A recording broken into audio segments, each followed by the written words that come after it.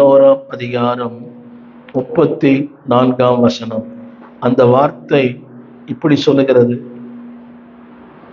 எபிரேயர் 11ஆம் அதிகாரம் 34ஆம் வசனம். அந்த வார்த்தை இப்படி சொல்லுகிறது. அவர்கள் யுத்தத்திலே பலன் கொண்டார்கள். நான் வாசிக்கிறேன், கவனமாய் கேட்கிறேன். இந்த எபிரேயர் 11ஆம் அதிகாரம் விசுவாச வீரர்களின் பட்டியல். அவர்கள் விசுவாசத்திற்காக பிள்ளை இழந்தார்கள், தேசத்தை இழந்தார்கள், சொந்தங்களை இழந்தார்கள், தங்களுடைய ஆசைகளை இழந்தார்கள், உரிமைகளை இழந்தார்கள்.